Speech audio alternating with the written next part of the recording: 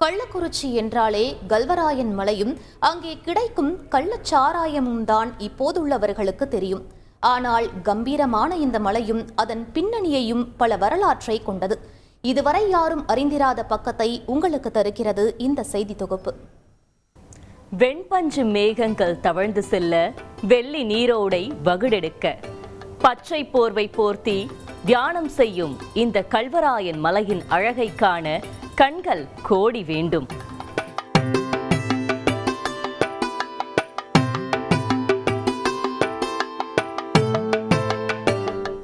கால்நடைகளை மேய்ப்பவர்கள் வாழ்ந்த பகுதி என்பதால் இது கல்வராயன் மலையானதாம்.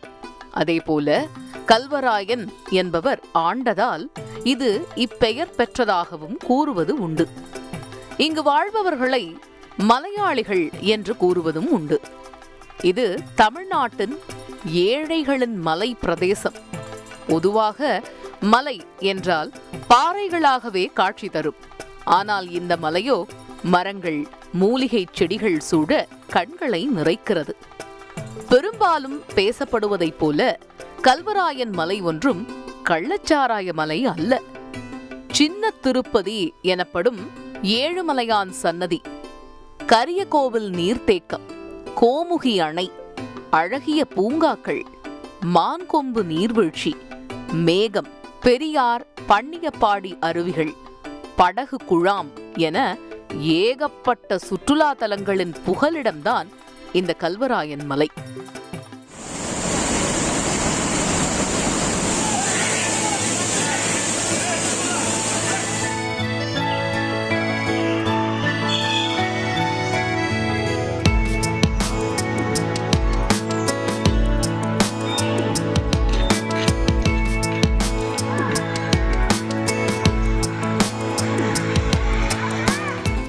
கல்வராயன் மலை நமது எல்லையில் உள்ளது தமிழ்நாட்டிற்கு கிடைத்த பெருமை.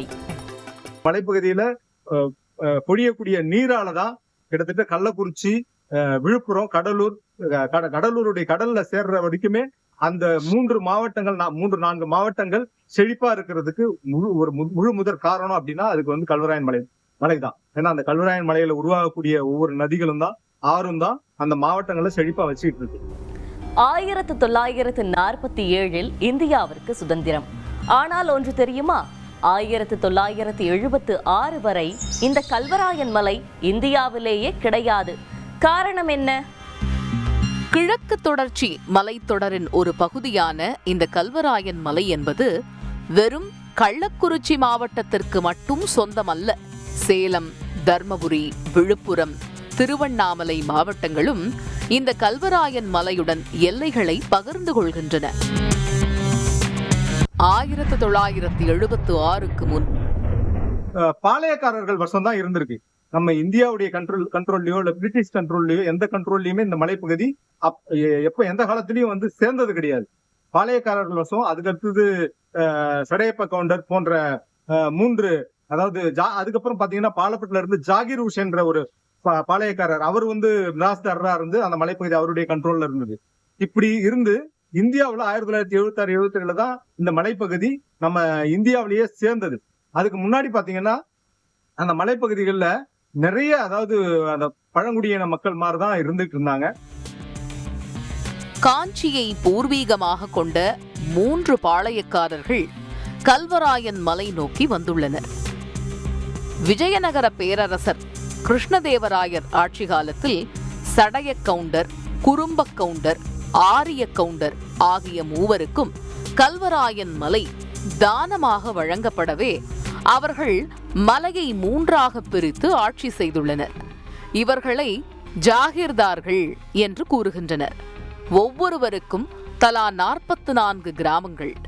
சரி, இவர்கள் தங்கள் உணவு தேவையை எப்படி பூர்த்தி செய்து கொண்டனர்? அந்த மலைப்பகுதிகளில் கிடைக்கக்கூடிய பழங்களையும் காய்களையும் கனிகளையும் உண்டு அப்படிதான் இருந்துகிட்டு இருந்தாங்க. அவங்களுக்கு முறையா ஒரு ரேஷன் பொருள் போய் சேர்றதோ, முறையா அவங்க விநியோகிக்கக்கூடிய, அதாவது விவசாயம் பண்ணக்கூடிய பொருட்களை வந்து விளைநிலங்கள்ல விளைவிக்கக்கூடியதை வந்து விற்பனை பண்றதுக்கான ஆதாரமும் இல்லாத ஒரு சூழலாதான் இருந்துச்சு. சாலை வசதிகளை எல்லாம் மக்களேதான் பார்த்து கொள்ள வேண்டும். மக்கள் தாங்களாகவே பாதை வெட்டுவார்கள், தடம் போடுவார்களாம். விறகு வெட்ட, நெல் அறுக்க பயன்படும் அரிவாள் உள்ளிட்ட விவசாய உபகரணங்களுக்கு வரி வசூலிக்கப்பட்டுள்ளது. விளை பொருட்களில் ஒரு பகுதி பாளையக்காரர்களின் வீடு சென்று சேர வேண்டுமாம். ஊரில் நல்லது கெட்டது பார்த்துக் கொள்வது, பஞ்சாயத்து பேசுவது போன்ற வேளைகளை ஜாகிர்தார்கள் கவனித்துக் கொண்டனராம்.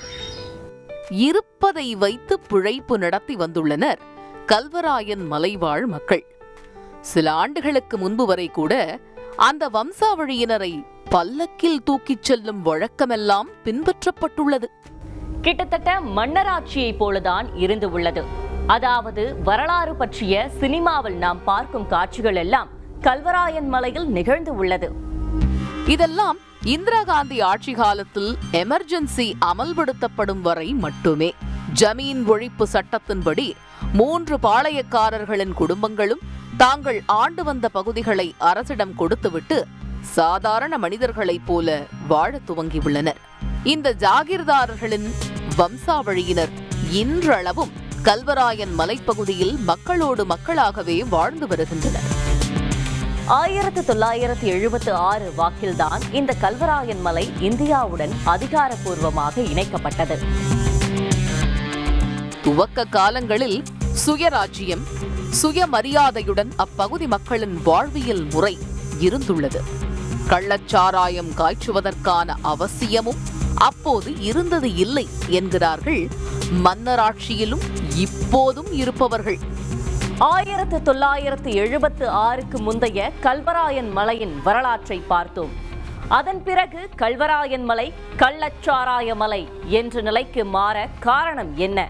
பார்க்கலாம் மற்றொரு தொகுப்பில். செய்திகளை உடனுக்குடன் தெரிந்து கொள்ள உடனே சப்ஸ்கிரைப் பண்ணுங்க.